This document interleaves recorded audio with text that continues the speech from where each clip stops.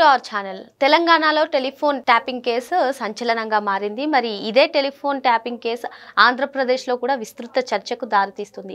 ఇంతకీ ఎందుకు? మొన్న చూసుకున్నట్లయితే చంద్రబాబు నాయుడు గారు ఫోన్ ట్యాప్ చేసి అవి జగన్మోహన్ రెడ్డికి వినిపించే వాళ్ళమని డైరెక్ట్గా ప్రభాకర్ రావే స్టేట్మెంట్ ఇచ్చిన దాఖలాలు ఉన్నాయి. మరి ఈరోజు చూసుకున్నట్లయితే వైఎస్ షర్మిల ఫోన్ కూడా ట్యాపింగ్ అయింది. నిజమే, నా ఫోన్ ట్యాప్ చేశారు అంటూ వైఎస్ షర్మిల చేస్తున్నటువంటి వ్యాఖ్యలను ఏ విధంగా చూడాలి, ఇవన్నీ కూడా తెలుసుకునే ప్రయత్నం చేద్దాం. దీన్ని విశ్లేషించడానికి మనతో పాటుగా ఉన్నారు senior journalist doctor Vadlamani Kanakadurga గారు. నమస్తే మేడం. ఫోన్ ట్యాపింగ్ కేసు పెద్ద చర్చకు దారితీస్తుందని చెప్పొచ్చు మేడం. మరి ఏంటి అసలు? మొన్న చూసుకున్నట్లయితే బాబు గారి పేరు బయటకు వచ్చింది, ఆయన ఫోన్ ట్యాప్ చేశారని. రేవంత్ రెడ్డి దాంతో పాటు పలువురు సినీ స్టార్స్, చంద్రబాబు నాయుడు గారు. ఈ రోజు చూసుకున్నట్లయితే వైఎస్ షర్మిల, ఆమె కూడా అవును నా ఫోన్ ట్యాప్ చేసింది నిజమే అంటూ ఆమె వ్యాఖ్యానిస్తున్నారు. ఇది ఎక్కడి వరకు దారితీస్తుంది అంటారు? ఎక్కడి వరకు దారితీయటం ఏంటండి? అసలు ఎంత సిగ్గుచేటండి. అంటే ఒక 2 రాష్ట్రాల ముఖ్యమంత్రులుగా ఉండి జగన్మోహన్ రెడ్డిను కేసీఆర్ వీళ్ళు చేసిన పాలన ఇదా? ఆవిడ అన్నారు కదా, వీళ్ళిద్దరి స్నేహబంధం ముందు రక్త సంబంధం చిన్నపోయిందంటే, అంటే సొంత చెల్లి కంటే కూడా సొంత చెల్లిని ఎలా తొక్కేయాలి, సొంత చెల్లి ఎదగకుండా ఎలా చూడాలి రాజకీయంగా, సొంత చెల్లి డబ్బులు ఎలా కొట్టేయాలి, తండ్రి చెప్పినా కూడా వినకుండా మొత్తం ఆవిడ ఆస్తిని ఎలా కాజేయాలి. అదే కదా ఇవాళ షర్మిల ఏమన్నారు, మేనకోడలు మేనల్లుడికి ఆస్తి ఇవ్వకుండా కుట్రలో భాగంగా ఈ ఫోన్ ట్యాపింగ్ చేశారని. ఆవిడ చాలా క్లియర్గా ఏం చెప్పారంటే, వైవి సుబ్బారెడ్డి వచ్చి నాకు చెప్పారు హైదరాబాద్లో మా ఇంటికి వచ్చి నీ ఫోన్ ట్యాపింగ్ అవుతుందని ఒక క్లిప్ కూడా వినిపించారు, మా ట్యాపింగ్ అయినది ఒక కాన్వర్జేషను అని చెప్పి, నేను బైబిల్ మీద ఒట్టేసి చెప్తున్నాను, నేను నా పిల్లల మీద ఒట్టేసి చెప్తున్నాను, నేను ఎక్కడికైనా వచ్చి అంటే ఏ విచారణలోనైనా ఇది చెప్పగలను, ఎవరి ముందైనా చెప్తానంటుంది ఆవిడ. అంటే జగన్మోహన్ రెడ్డిని మీరు ఏమనాలి అసలు? ఇంత దిగజారుడు రాజకీయాలు ఏంటండి?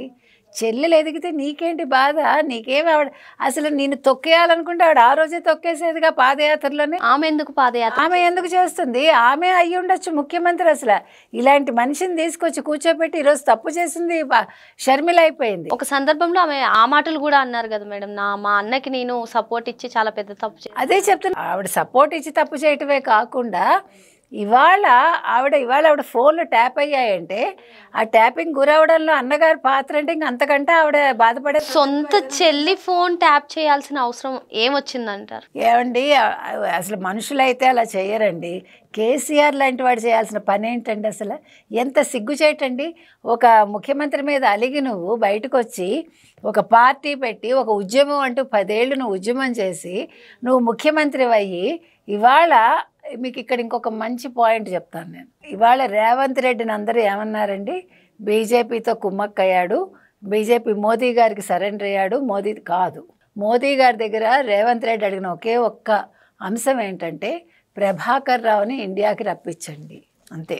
అది మోదీతో పెట్టుకున్న డీల్. ఆయన మీకు అర్థమైందా? బీజేపీతో ఆయన ఇంకేం పెట్టుకోలే. ఇవాళ అందులో భాగంగానే లేకపోతే ప్రభాకర్ రావు ఇండియాకి తిరిగి రావడం ఏంటి? వచ్చే అవకాశం ఉందా? మామూలుగా మాల్యాన్ని రప్పించారా మీరు? నీరవ్ మోదీని రప్పించారా మీరు? కానీ ఇవాళ ప్రభాకర్ రావుని రప్పించారంటే ఇక్కడ ఇంకొక పాయింట్ చెప్తాను. ఇవాళ ప్రభాకర్ రావుని రప్పించడంలో మోదీ గారి పాత్ర ఉంది అంటే ఖచ్చితంగా జగన్మోహన్ రెడ్డి తోటి తెగతెంపులు అయ్యాయి బీజేపీకి. అవునా? క్లియర్ కట్గా తెలుస్తోంది. లేకపోతే ప్రభాకర్ రావు ఇవాళ ఇండియాకి రాడు. ప్రభాకర్ రావే కీలకం ఇక్కడ. ఇప్పుడు ఖచ్చితంగా నెక్స్ట్ కేసీఆర్ చెప్పే చేశాము, జగన్మోహన్ రెడ్డి చెప్పే చేశాము అనేది మాట బయటకు వస్తుంది. అంటే ఇప్పుడు ఇక్కడ మీరు ఇంకొక విషయం కూడా నన్ను అడగచ్చు, ఇప్పుడు చంద్రబాబు నాయుడు గారు ఏం చేయాలి? ఇప్పుడు షర్మిల అడిగారు ఇవాళ, చంద్రబాబు నాయుడు రేవంత్ రెడ్డి ఇద్దరూ కూడా వీళ్ళు విచారణ ముమ్మరం చేయాలి, వేగవంతం చేయాలి, ఈవెన్ ఆంధ్రప్రదేశ్లో కూడా దీని మీద సిట్టు వేయాలి దీని మీద. ఎందుకంటే ఈ ఫోన్ ట్యాపింగ్ అనేది చిన్న విషయం కాదండి. ఇది చాలా పెద్ద నేరం, ఆర్థిక నేరం కంటే ఎక్కువ ఇది చెప్పాలంటే. ఎందుకంటే వ్యక్తిగతంగా నేనేం మాట్లాడానో మీరు రికార్డ్ చేయటం అనేది దానంత నేరం కుట్ర ఇంకోట్లేదు. కాబట్టి ఇవాళ ఈయనెవరు కేసీఆర్ మరి ఇప్పుడు కూతురు ఫోన్లు కూడా ట్యాప్ చేయించాడా? ఇదొక సందేహం వస్తుంది. కవిత ఫోన్లు కూడా ట్యాప్ అయ్యాయి. ఏంటి మేడం, ముఖ్యమంత్రులుగా సొంత కూతురు సొంత చెల్లి ఫోన్ ట్యాప్ చేయాల్సినటువంటి పరిస్థితి ఏమండి, భువనేశ్వరి గారు చేయించారు, బ్రాహ్మణికి ఏం సంబంధం అండి? బ్రాహ్మణి ఫోన్ ట్యాపింగ్ చేయించారు, ఇంతకంటే నికృష్టం ఏమైనా ఉందండి? వీళ్ళు మనుషులండి అసలు. రాజకీయాలు ఎక్కడి నుంచి ఎక్కడికి రాజకీయం చేయండి అమ్మా, రాజకీయం అంటే ఇది కాదు కదా. నువ్వు ముఖ్యమంత్రి అందుకే అవ్వలేదు. మళ్ళా కేసీఆర్ రాలేదు, మళ్ళీ జగన్మోహన్ రెడ్డి రాలేదు. నాకేంటి అనుకున్నాడు కేసీఆర్, 3వ సారి హ్యాట్రిక్ సాధిస్తానని. జనాలు అందుకే కదా బాగా పెట్టారు. ఇప్పుడు నెక్స్ట్ కూడా మళ్ళీ రేవంత్ రెడ్డి అయినా మీరు ఆశ్చర్యపోకండి. మళ్ళీ ముఖ్యమంత్రి రేవంత్ రెడ్డి ఇక్కడ, మళ్ళీ అక్కడ చంద్రబాబు నాయుడు గారే ముఖ్యమంత్రి అవుతారని రాసిస్తాయి వాళ్ళ. ఈ విషయంలో వీళ్ళు పట్టుబట్టి దీన్ని ఇప్పుడు రేవంత్ రెడ్డి ఎంత మొండిగా దీంట్లో వెళ్ళి చేశారో అదేవిధంగా చంద్రబాబు నాయుడు గారు కూడా చెయ్యాలి. ఎందుకంటే తన సొంత భార్య, తన సొంత కోడలు కూడా వాళ్ళ ఫోన్లు కూడా ట్యాప్ అయ్యాయి. లోకేష్ ఎలాగా అయింది, కానీ ఆడవాళ్ళ ఫోన్లు ట్యాప్ చేయడం మించిన దరిద్రం ఇంకోటి లేదండి. అదేవిధంగా పవన్ కళ్యాణ్ భారతి కూడా చేసి ఉండొచ్చు, మనకు తెలీదు. కాబట్టి ఇవాళ షర్మిల గారు చెప్పినట్టు వైవి సుబ్బారెడ్డి ఇవాళ మాట్లాడతాడా? వైవి సుబ్బారెడ్డి ఈరోజు ఒప్పుకోకపోవచ్చు అంది ఆవిడ. ఆ మాట కూడా చెప్పారు ఆవిడ. కాబట్టి వైవి సుబ్బారెడ్డి మనిషి అయితే ఒప్పుకుంటాడు, మనిషి కాకపోతే ఒప్పుకోడు. వైవి సుబ్బారెడ్డి హైదరాబాద్లో మా ఇంటికి వచ్చి చెప్పారు అని ఆవిడ క్లియర్ కట్గా చెప్పారు. కాబట్టి ఇప్పుడు వైవి సుబ్బారెడ్డికి అన్ని నిజాలు తెలుస్తాయి. కాబట్టి సిట్టు వేసి వైవి సుబ్బారెడ్డిని విచారించండి. జగన్మోహన్ రెడ్డిని ఎలాగ విచారిస్తారు, కానీ ఇన్క్లూడ్ వైవి సుబ్బారెడ్డి పేరు. ఎందుకంటే ఆయన చెప్పారు అని ఆవిడ చెప్పారు కాబట్టి ఆయనకు అన్నీ తెలుస్తాయి. ఎందుకంటే ఒక ట్యాపింగ్ చేసిన ఒక కాన్వర్జేషన్ ఆయన వినిపించారు అంటే ఆయనకు చాలా తెలిసి ఉండొచ్చు. ఎందుకంటే వైవి సుబ్బారెడ్డి మొన్నటి వరకు జగన్మోహన్ రెడ్డితోటే కదా పనిచేశారు. ఇప్పుడు వైవి సుబ్బారెడ్డిని తీసుకెళ్లే కదా టీటీడీ చైర్మన్ చేశాడు ఆయన. కాబట్టి ఖచ్చితంగా ఇన్ అండ్ అవుట్ వాళ్ళకి తెలుసండి. ఇదంతా కూడా 18, 19లో జరిగాయి ఇవన్నీ. అంటే ఎన్ని సంవత్సరాలు పట్టింది తెలుసుకోవటానికి. రేవంత్ రెడ్డిని ఎట్లా ఇరికిచ్చారు, వీళ్ళందరినీ ఎట్లా ఇబ్బంది పెట్టుంటారు. ఇప్పుడు ఆస్తి ఇవ్వటం కోసం ఇంత దరిద్రం చేస్తాడా? ఇవాళ మీకు హైదరాబాద్లో కోర్టు కూడా ఒక మాట అంది. అంటే కోర్టు సిగ్గుపడింది ఒక రకంగా. ఏంటంటే మీరు అన్నదమ్ములు అక్క చెల్లెళ్ళు ఆడబిడ్డలకు ఆస్తి ఇవ్వటం కోసం మీరు కోర్టులకు ఎక్కుతారా? మీరు కోర్టుకు వస్తారా? మీరు కేసు వేస్తారా? మీరు ఇంత బాగా సెటిల్ అయ్యాక వాళ్ళకి ఆస్తి ఇవ్వడానికి బాధ ఏంటి మీకు? వీటి కోసం మీరు కేసులు వేయటం ఏంటి, కోర్టులకు రావటం ఏంటి? నిజంగా బాధపడింది వాళ్ళ కోర్టు. ఇంతకంటే సిగ్గుచేటు ఏదైనా ఉందండి? అసలు మీరు నమ్మరండి, ఈ ఆస్తుల గోళలు కాదు కానీ 1 సెంటు భూమి కోసం చచ్చిపోతున్నారండి. సెంటు భూమి కోసం తల్లిదండ్రులను చంపేస్తున్నారు. ఏమైనా అర్థం ఉందండి? ఏం చేసుకుంటారు? పోనీ ఆ భూమిలో వీళ్ళు ఏమైనా ఉంటారా? ఎక్కడో పడి ఉంటాయి ఆ భూములు.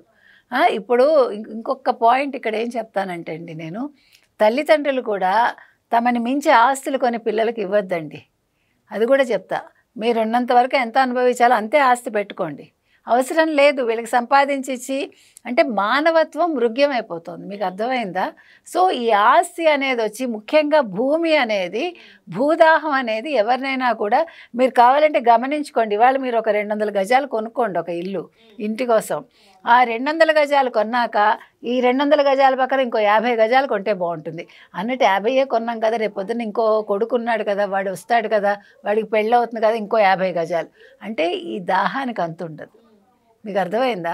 కాబట్టి మనిషి తన్ని మించి ఆస్తులు కూడబెట్టుకోకూడదండి. ఇప్పుడు ఏమైందంటే 10 ఎకరాలు, 20 ఎకరాలు, 30 ఎకరాలు కొనేయడాలు, తోటల్లో ఇళ్ళు కట్టుకోవడాలు, మళ్ళీ ఫామ్ హౌజులు, వారాంతరం అక్కడికి వెళ్ళడం. ఎంజాయ్ చేయొచ్చు మనిషి, కానీ ఏది కూడా మనిషిని మించి ఉంటే అది ఎప్పుడు కూడా ముప్పేనండి. ఆ ముప్పు కొడుకుల రూపంలో రావచ్చు, కూతుళ్ళ రూపంలో రావచ్చు, కోడళ్ళ రూపంలో రావచ్చు, మనకు తెలియదు మృత్యువు ఎలా వస్తుందో. కాబట్టి మనం ప్రశాంతంగా ఉండాలంటే ఇప్పుడు ఈ ఆస్తి గోల్లోనే కదా రాజశేఖర్ రెడ్డి ఊహించలేదు ఆయన అట్లా సడన్గా చచ్చిపోతానని. లేకపోతే ఆస్తులు రాసేసి ఉంటే గొడవ ఉండేది కాదు. రాసిన దస్తావేజులు మాయం చేస్తే ఏమీ చేయలేము, అది వీలునామా మాయం చేస్తే అది కూడా ఉంటుంది. అసలు చెప్తున్నా, ఈ ఆస్తి గోల్ అనేది నయం కాదు. షర్మిలని ప్రాణాలతో ఉంచారు, ఆ పిల్లల్ని ప్రాణాలతో ఉంచారు, అది కూడా మనం సంతోషించాలి. అందుకోసమే ఆవిడ ఒక పార్టీని అంటి పెట్టుకుని ఉంటున్నారు. అంటే తన ప్రాణాలకు ముప్పు ఉంటుంది కాబట్టి.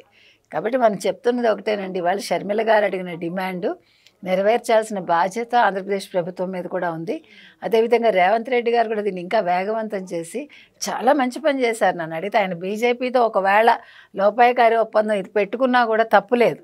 ఇది అందరి మంచి కోసం చేసింది కాబట్టి ఇది ప్రజలకు కూడా బాగా తెలియాలి. దీని మీద బాగా డిబేట్స్ జరగాలండి ఈ అంశం మీద మాత్రం. అది నేను కోరుతున్నాను. మరో అంశంతో మళ్ళీ కలుద్దాం. Thank you madam. Thank you.